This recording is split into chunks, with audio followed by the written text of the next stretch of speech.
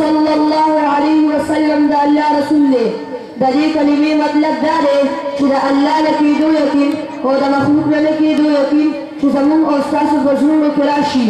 د نبي علیه الصلاة والسلام په طریقو کې د کامیابۍ یقین او په غیر طریقو کې د ناکامۍ یقین چې زموږ او ستاسو په زړونو کې راشي. د نبي علیه د کلمې فضیلتونه خو ډېر دي، خو یو فضیلت یې دا دی چې د سلو کالو مشرک کافر چې دا کلمه یو ځل په اخلاص سره ووایي نو الله پاک ورته سلو کالو ګناهونه معاف کړي او باقي زندګي به د دې کلمې د لارې تېروي. دویم فضیلت یې دا دی دا کلمه چې څوک روزانه سل ځله وایي نو د قیامت ورځ به د قبر نه داسې حالت کې راخلاصوي چې مخ به د څوارلسمې سپوږمۍ په شان ځلېږي. دا کلمه چې چا ووایي په هغه باندې الله پاک ټول حکمونه فرض شو، په هغې کې ټول نه لومړی حکم د مانځه دی. څوک چې د څلوېښت ورځې په اخلاص داسې لمونځ وکړي چې تکبیر الله ترې ناپوت نه شي نو ده ته به دوه پروانې ورکولی شي. یو پروانه د دوزخ نه د خلاصېدو، دویمه د نفاق نه بری کېدو.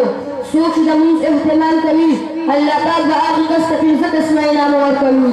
لومړی رزق تنګسیا به دې لر کړي، دویم د قبر عذاب به دې لر کړي، درېیم عملنامه ورته په ښي لاس ورکړی شي، څلورم پل صراط په پل باندې د بجلۍ په شان زر کړي شي، او پنځم دا چې جنت ته بې حسابه داخل شي.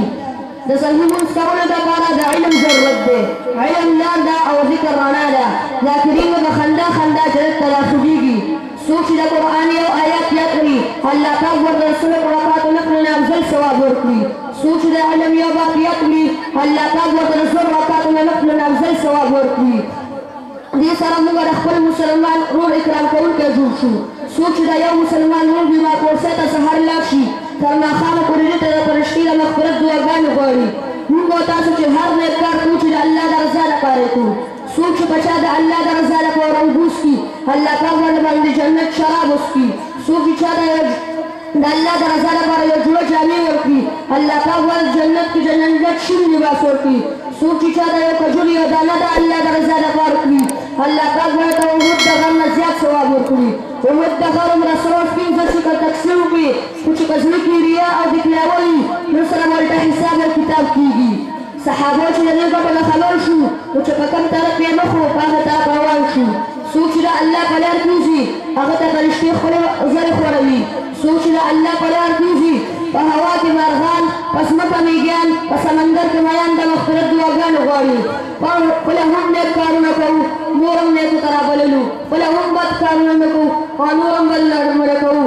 زما خو څلور میاشتې اراده ده تاسو خپلې ارادې وفرمایئ.